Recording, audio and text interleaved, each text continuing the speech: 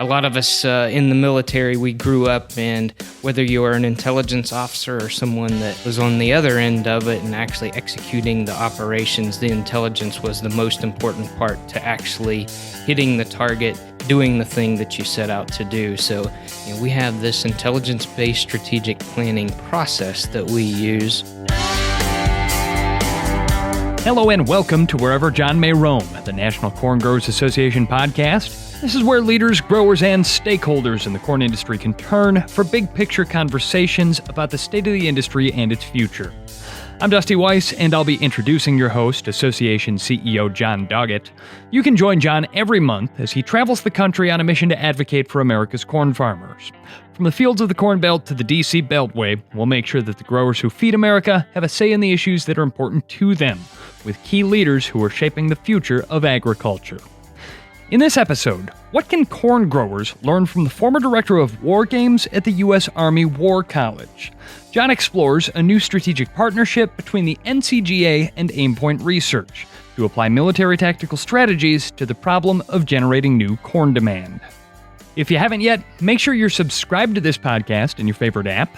That way you can take us with you in your truck, your tractor, or on your next trip and never miss an update from John. Also, make sure to follow the NCGA on Twitter @NationalCorn and sign up for the National Corn Growers Association newsletter at ncga.com. And with that, it's time to once again introduce John Doggett, the CEO of the National Corn Growers Association.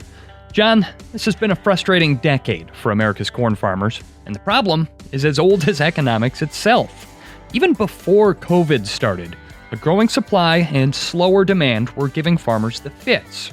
But now, in the pandemic, well, it's really just put the skids to our people. You know, Dusty, the blessing for corn farmers is the same thing as their curse. They're really, really good at doing what they do.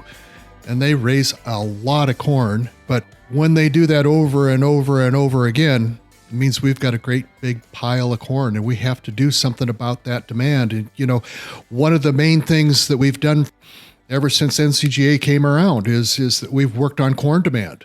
And a lot of what we've done has helped. But you know what? In this year of 2020, things are they're extraordinary. This corn demand issue is just not the kind of problem that solves itself. When we talk to growers, they say, hey, it's like we're under siege. So we've been thinking, maybe we need to stop approaching this as just a business problem. Maybe we need to take a more strategic, almost military mindset to this. And that, John, is where our first guest comes in. Mark Purdy is the Senior Vice President at Aimpoint Research, a strategic consulting firm that specializes in applying a military tactical mindset to business problems. Like most of the senior leadership at Aimpoint, Mark is former U.S. military. He's a former Army colonel who graduated from West Point Academy. He served as director of war games at the U.S. Army War College, and his experience ranges from leading combat units to managing multi-billion-dollar security assistance portfolios. He traces his roots back to a family farm in Ohio where he grew up raising sheep, corn, soybeans, and hay. So, Colonel Purdy, thanks for joining us on the NCGA podcast. Well, good morning, Dusty, and great to be here with you. Colonel Purdy, I dabble in hunting and shooting sports a little bit myself, and so the first thing that struck me is the name of your firm, Aimpoint. I'm just going out on a limb here, but I'm assuming that is a reference to the point of aim concept in shooting. Can you tell me a little bit about how that notion plays a role in Aimpoint's philosophy of strategic problem solving? Sure. And I think you're in the right area when you're thinking about point of aim there. A lot of us in the military, we grew up, and whether you are an intelligence officer or someone that was on the other end of it and actually executing the operations, the intelligence was the most important part to actually hitting the target, doing the thing that you set out to do. So that's how we arrived at Aimpoint for our name. And of course, it's going to take a broad understanding of the corn industry and the broader market forces to begin this strategic process. Thankfully, there is no shortage of that kind of expertise at the NCGA, and that's why we're also joined today by Jim Bauman, NCGA's Vice President of Market Development. Thanks, Dusty. We're really eager to get this process underway. Talking about the problems on a industry-wide scale here, so we really want to make sure we're getting input from across the industry. So, gentlemen, Step 1 in this process is assessing the current situation and how we got here. John, we're 6 years into a tough farm economy. How did we end up with such a perfect storm of bad market conditions? Well, Dusty, we've seen some serious situations in the ethanol market. We've seen these small refinery exemptions that have hit us pretty hard. And really, we've seen the renewable fuel standard not live up to its full expectation. We could have had billions of additional gallons of ethanol going into the motor fuel supply in this country, but we've had a lot of opposition to that. When we look at our livestock partners, and that's our biggest market, that's been pretty flat. Hog farmers, folks in the cattle business, sheep, poultry, you name it. Everybody's kind of flat right now, and that hasn't been helpful either. And then lastly, I think in recent years, we've had some significantly low prices in the oil sector, and that has probably put a real damper on the ability for us to go ahead and make bioplastics out of corn-based ethanol, which is a really exciting thing, but hasn't quite happened when oil prices are this low. And of course, John, this is the time of year when farmers are starting to or getting ready to bring their crop in. It's just about harvest time. So as you're a farmer in the heartland looking out across those rolling fields of golden corn, how does your mindset change this time of year, given everything that's going on in the markets? Well, we've seen an uptick in prices in the last few weeks, but nonetheless, we're harvesting a huge, huge crop. We won't know, obviously, how big it is until probably December, January, but it's going to be a significant crop. It is going to increase our carryover. And so we're going to be in a situation where we have a lot of corn, and corn farmers are in their combine or running the grain cart, and they're seeing all that corn, and they're wondering, is that price they're going to get for that corn, is it going to be led by a 2 or led by a 3? And certainly if it's led by a 2, as it is in a lot of parts of the country right now, that's going to really have serious implications for a lot of folks. I would imagine a lot of folks climbing into their combines right now just want a little bit of reassurance that someone's got a plan going forward. So, Jim, what are some of the ways that NCGA is working on the demand side of the thing? Yeah, Dusty, historically, obviously, ethanol has been a huge area that we focus on for corn demand, whether that's domestic consumption or even international exports of ethanol. Also working on the trade front for whole kernel corn exports. And then last but not least, and definitely a very large customer for corn, is just animal feed. How do we work with our partners to grow demand for their products? And that's really some of the exciting things that have come out of this work with Aimpoint is how do you partner with these downstream organizations to develop a plan that's optimized to ultimately lead to grinding more corn in the short term and long term for our farmers. Now, Mark, you've been confronted with some interesting strategic problems before. How does this one stack up as compared to some of your previous projects? Yeah, Dusty, this one definitely ranks up there. So I think I can go ahead and prioritize this one towards that upper level here. So just to give you a little bit of context into my response there, I worked on a strategic problem that was really about the trade flows, illicit and the good trade flows from our southern borders. One, it was bringing all the team players together, not only from the U.S. side, which was probably 20 different organizations who had definitely solved the problem on their own, at least in their mind, and were very passionate about what they do and how they bring that to bear. But then also the players on the other side of the house, international players as well as international organizations, governmental, non-governmental. That was a significant challenge.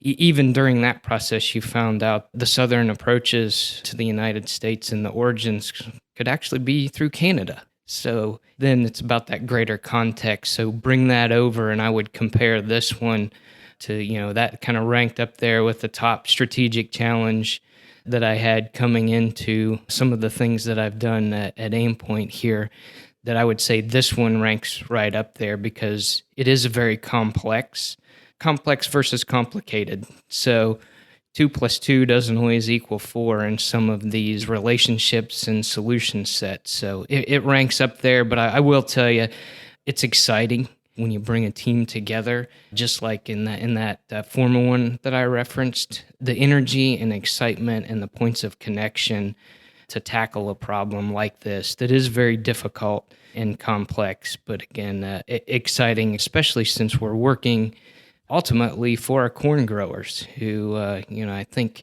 rank right up there as far as one of the most respected groups in our nation as it applies to our national fabric as well as national security. So as we start the process of assessing the current situation, it really helps to just sort of frame the problem up and take a look at it from a macro level. So John, can you paint a picture for us? What sort of shape was the industry in before the pandemic? Before the pandemic, we were suffering through a number of years of record high production. And as I've said again, some of our demands have been fairly flat, and some of them have actually gone down. You throw in some trade uncertainty. Before the pandemic, there was a lot of concern out there.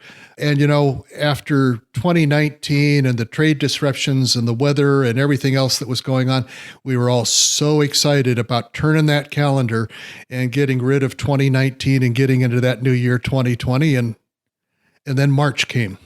And, but for the pandemic, this could have been a pretty decent year for growers. And so it makes it all the more frustrating to see the way that COVID-19 has changed the landscape. But Jim, what did the pandemic do to us? It actually really just accelerated some of the trends that John was just talking about. In particular, when you look at fuel demand, fuel consumption, obviously with the stay-at-home orders that went into place during COVID, that had a very dramatic impact on consumption. In fact, at the peak in the March to April timeframe, we were seeing up to 50% of the ethanol industry offline. It doesn't take very many days, very many weeks of that type of level production impact to start to quickly roll over to corn grind. And we've definitely felt that. Thankfully, as we've come out of those stay-at-home shelter-in-place orders, we have seen fuel demand recover. But the most recent government data indicates we're looking at about a 12 to 15% decline versus last year in ethanol consumption. And that translates to real bushels, real impact on the farm for our growers. Mark, when you hear numbers like that, what's your initial assessment of this situation? When the corn growers brought this problem to you and you started hearing statistics like that thrown around, what are your thoughts as a strategic planner? Well, when you think about a 10 to 15% drop compared to previous consumption and compare that with our increased outputs, it's really higher than that. And while if you look at a chart in a boardroom, 10 to 15%, while significant, when you equate that to hundreds of millions of bushels of corn, that's huge. And we've got to come up with a solution, at least to push that somewhere else and to build those markets, whether it's domestic or international. And so I think that's really what was at the heart of the decision by the NCGA Corn Board to take action and commission this demand recovery plan. But John, from your perspective as CEO of the National Corn Growers Association, what's your role in tackling these problems? Well, Jim and I had an opportunity to meet Mark and the rest of the Aimpoint team about a year ago at another war game, and we came away very, very impressed. And after a number of discussions late spring, the staff took a proposal to the board and said, let's find a way to bring our customers together and talk about increasing demand, something that we always do, but let's be focused on what can our customers tell us about what they need to have happen to use more corn? And let's frame it in a fairly short window, 2, 3, maybe 4 years at the outside. We always have and we always will work on long-term solutions to corn demand. But right now, we're in a situation that is pretty dire, and we need to have some action pretty quick. And we need to save a generation of new young farmers who may not come back to the farm because things are so tough. And so what we want to do is find a way to increase demand over the next 2, 3, 4 years so that we have a future that we can look at, and some of those longer term things that we're working on can come to fruition for a much larger group of growers. And John, as I understand it, this is a pretty unprecedented step for NCGA here. How is this different from other planning initiatives in the past? I think two things. One is that we're talking to our customers. They are very much an integral part of this process. That's number one. And number two is just the time frame. Let's make it short. Can we find some place that we can increase demand by 25 million bushels in the next 8-9 months? It's not a lot of corn, but it's better than not having that 25 million bushels of extra demand. So we're looking at hitting some singles rather than hitting home runs. We are not going to hit a home run and all of a sudden come up with a way to increase corn demand by billions of bushels over the next several years. I think we need to be realistic and acknowledge that. But also, let's aim for a solution or a series of solutions here that increases demand in a diversified way. And, for many, many years, the corn industry was entirely dependent on the health of the livestock industry. Then we built the ethanol industry, and, now we're very much dependent on the ethanol industry. So we want to see a way or several ways or a number of ways to go ahead and diversify that corn usage and move on. So, Mark, how does NCGA's recovery plan then fit into the Aimpoint process? Where are you at in that process, and what are the steps going forward here? Yeah, that's a good question because, back to why the name Aimpoint, and it's about hitting the target, but more importantly, it's about the intelligence that you need to actually do that. So, we have this intelligence-based strategic planning process that we use. We're in step 2 of the process right now, but first is collecting the intelligence, and assembling that together in a holistic approach. And now we're into developing those solution sets that go into that as part of this planning process and understanding that.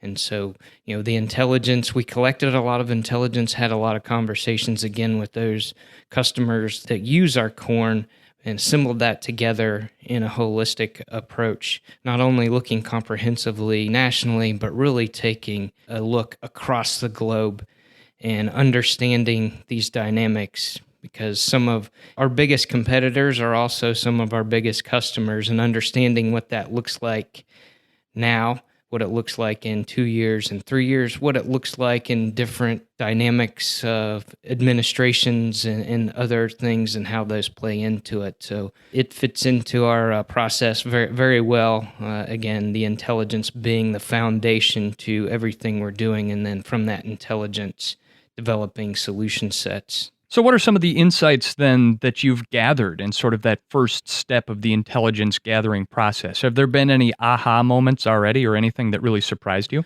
Yes, but only aha in so much it's kind of the basic things there, that current relationships, maybe there are certain markets out there that some of the participants in this process are very excited about, that we need to bring to the forefront and see what we can leverage, whether that's some of our partners in East Asia, as well as just to the south of us in South America and in Mexico, and what some of those near-term opportunities are that maybe don't make the headlines in a lot of these conversations. But I think, it's the aha and the simple. And then there was some unity across these conversations that I think was encouraging, to where the group could take on a unified approach to some of these initiatives. And as this intelligence has come in, how has it changed your assessment of the situation? I would say, I don't know if it changed significantly. I know we knew going in that there would be these points of connections that maybe we didn't know about. Again, there's some short-term opportunities here.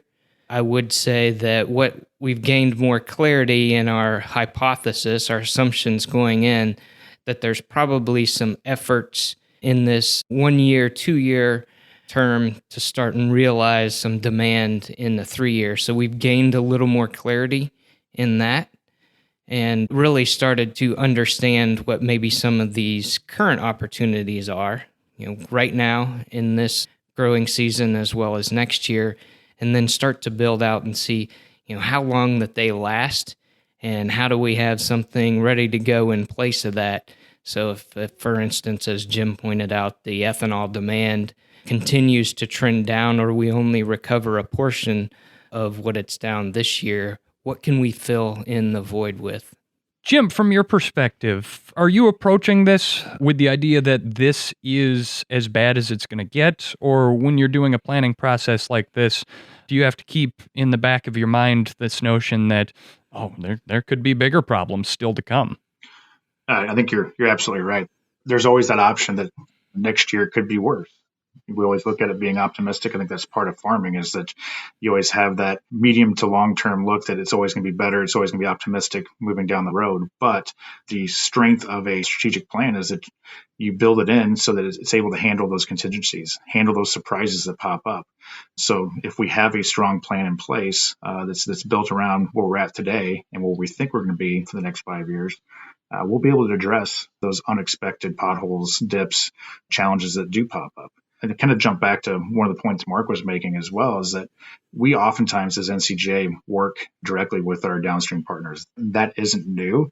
Really, the benefit that's come out of this is we're talking to all of them more of a holistic approach at the same time versus maybe some one-off conversations that we've had either with pork or beef or ethanol individually. Very rarely in the past have we been able to bring all these stakeholders together at the same time and have a broad holistic discussion about what's impacting agriculture and how do we do the right thing to move everybody forward. And I think that's really been the exciting takeaway from me for this process so far. John, what about you? As you've set out down this road, you framed this up as trying to be about base hits there. When Mark talks about new emerging opportunities in East Asia or South America, are those the sorts of base hits that you had in mind? And how do you as an association go about pursuing those? Well, absolutely. Those are precisely the kinds of things that we have in mind, is how many more markets are out there and how do we access them? And so this process is to do two things. One is to identify those opportunities, and two, start a plan that will implement the things that we need to do in order to bring those base hits home. So, Mark, then, you've kind of charted out for us the steps that we've already taken. What are the next steps in this process? And how do you go about teeing up the NCGA and its partners for success with solutions? So once we come out of this second phase, which is developing the solutions, we go into a phase called wargaming. So wargaming, it's this, once we have what we think is a solution, we develop an event, a process where we develop the strongest competitors we can to any of those and try to break those solution sets so that there's really very little, if anything, unexpected that comes at us, with respect to the solution set, and that we can make them even better. So step 3 would be to conduct this war game. And again, this is a comprehensive event that's competitive, and it's real time to test these solution sets, within the various scenarios that we've laid out over the next 1 to 3 years. Then the fourth part is really to be able to take this plan, refine it, but communicate it. And one of the things that we've emphasized to the committee is this isn't going to be esoteric. This is kind of what we talked about, what we think is going to be, and read it and be happy. It's really, no kidding, communicating by segment of what we estimate can be delivered in time to, again, like John said, really articulate the base hits and what our goals are and to set them out there. So 4 phases. We're right in the middle of phase 2, looking forward to that war game in St. Louis in November, and really to refine and communicate to our great growers and partners out there what the way ahead looks like over the next 1, 2, 3 years. Yeah, I'd love it if you could actually take us a little bit further inside that war game process. You were director of war games for the Army College. I would imagine that this is a little bit more intense than just setting out the risk board and everybody sitting around enjoying a fun little game here. What's that process like? Yeah, sometimes. So when you actually get into the game, and I'm sure John can attest to in his experience, it gets competitive. There are disagreements. I play a role that I don't actually envy in most people as the game master. So I make decisions and calls. We factor in probability matrices to where arguments are made. So argument in the good form, the classic form of argument-based strategic war games, to where a group will present their actions, and then each of those other groups will either make an argument for or against based on the alliances that were made in the planning session, and then it's adjudicated out there. So even some of the best laid plans may meet some difficulty if they don't have the right dice roll according to the probability matrix. Mark, I've just got to say, I have an old buddy of mine who's an officer in the Marines, and he does some pretty heavy wargaming too. And we were talking the other week, catching up, and he says to me, nobody invites me over for board game night anymore. Nobody invites me over for Axis and Allies or diplomacy. They say I'm too intense. Do you encounter the same problem? Do you get invited over for board game night? Well, now that you mention it, that's kind of dropped off. Yeah, well, that's unfortunate, but I'd say it's their loss. So, Mark, it sounds like there's a lot you can learn from running a complex tactical simulation like this. And, John, after your proposed solutions are pressure tested in this process, what are you hoping that the NCGA and its members can take away from that? Well, I think Mark really laid it out well as far as what is the product going to look like. It's going to be taking identifiable segments of our demand structure and how do we improve that over the short term. That's really, really important. The other important component to this, I think, is just providing some hope out there. So many of our growers are going to have a big crop and they're not going to sell it for much money. They got to go in and talk to their banker. And, does that kid in college want to come back to the farm, or does that kid in college say, you know what, Mom and Dad really would like to come and visit more often, but, I'm going to take a job doing something else. And so we need to have some hope out there in the countryside. And this is not going to be the whole part of that, but we think it's an important part of it. We know that folks are paying membership dollars, they're paying checkoff dollars, investing in their organization, investing in their industry, and they want to see something that their industry has turned around and done for them. And part of that is just giving them some things to look at, to point at, and mostly to have some hope. Obviously, we're only 2 steps into a 4-step process here, and there's a lot of strategic thought yet to go into this, but I'd love to hear from each one of you what you think might be some of the no-brainers that we'll see in the final plan. I think one of the things that we're going to see, and this is just my speculation, but I really do think that a lot of this is going to point towards trade and the importance of not only exporting number 2 yellow corn, but to increase our exports of meat, dairy, poultry, ethanol, DDGs, you name it. We have so many added value products that are made from corn, and I think that probably will be what we're going to see, and it will be interesting to see how that is broken down into something that we can put our arms around and start working with right away. Jim Bauman, Vice President at the NCGA, what about you? What's a no-brainer you'd think we'll see in the final plan? Piggybacking off of John's response there around trade, I think it's also important to point out is, how do we optimize what we're already doing domestically, working to grow into a E15 blend market for ethanol, working to continue to push protein consumption domestically with consumers in the U.S. It's how do we work with our downstream partners and better optimize those downstream efforts to really continue to protect our base. We have a very sizable built-out base of domestic demand here. How do we make sure that we hang on to that, we don't erode that, but then look to grow that abroad through trade? I think that's an important piece to push home because it's not just about trade. It's about growing on all fronts. And Mark Purdy, Vice President at Aimpoint Research, anything that you think that we're certain to see in the final product? So I get to go third. So I definitely echo trade and those types of things that John pointed out and Jim expanded on.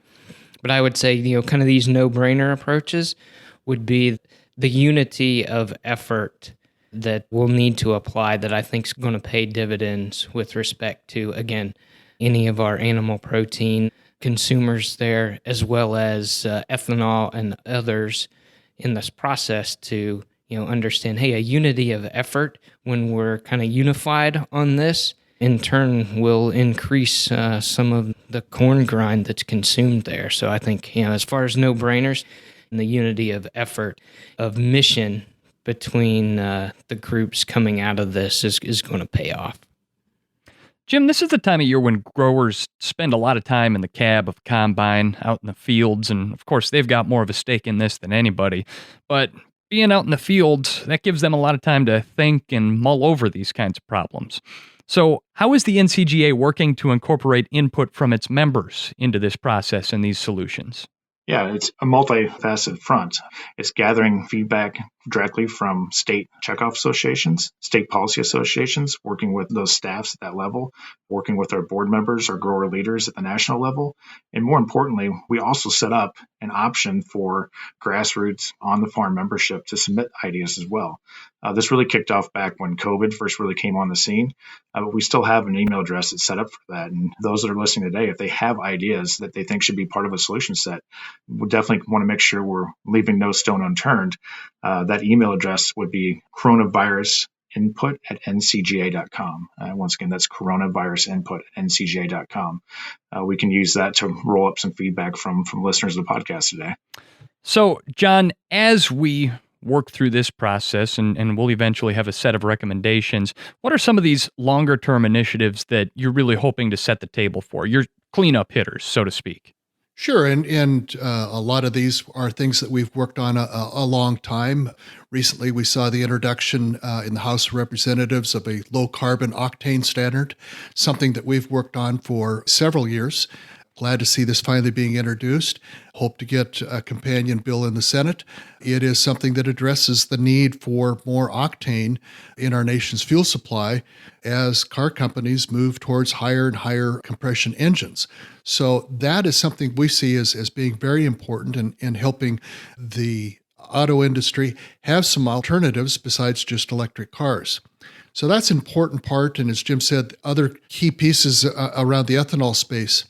And one of the things that the pandemic has done, and we don't know how much and to what extent, but we've seen the economies around the globe take a horrible hit.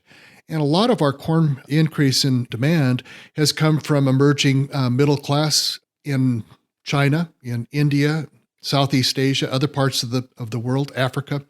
And as those nations and those societies get a little bit more wealthy, they want to put a little more protein in their diet. And we'll have to see what the pandemic has done to those economies and how much it has slowed the emerging middle class across the globe. That is going to be something that's going to be important. We're going to be following that. And as the world economy turns around, we need to be there at the right spot to help capture some of that new wealth. It really just drives home for me how interconnected all of these factors really are and how complex a scenario Mark has to present and account for and control throughout this entire strategic process, but also throughout the wargaming itself. It certainly feels like there's a lot of headway already been made here today, just sussing out these issues, but there's a long road ahead, still a lot of work to do. And so we will look forward to learning more as this process continues.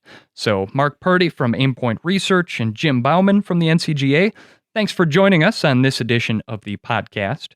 And John Doggett, CEO of the National Corn Growers Association, your final thoughts. Well, thanks, Dusty, and certainly thanks to Jim and Mark for being on the podcast. We are really excited about our partnership with Aimpoint. This is one of those things that Jim and I got excited when we met those folks last year, came back, and we started in on a long list of people that Mark and his colleagues needed to meet. And as our growers started meeting the folks at Aimpoint, they came away and over again, our growers said, I feel a lot more confident. There's somebody really that knows their game, knows their business. These are the folks that maybe can help us get to the place that we need to be. So I have a lot of optimism about this process and where we're going to go. It's exciting. And I think that's what we need to do is impart to folks, let's be excited about this. We find lots of reasons to be pessimistic, to not see the positives. But this is one that I think we can be optimistic about and be excited about and should be. This is your organization. If you're a corn grower member or if you pay a check off, and we're doing everything we can to address the very serious situation that's going on out in the countryside. So on that note, thanks to the guests, thanks to Dusty. My name is John Doggett. I'm the CEO of the National Corn Growers Association. You've been listening to Wherever John May Roam, podcast from the National Corn Growers Association.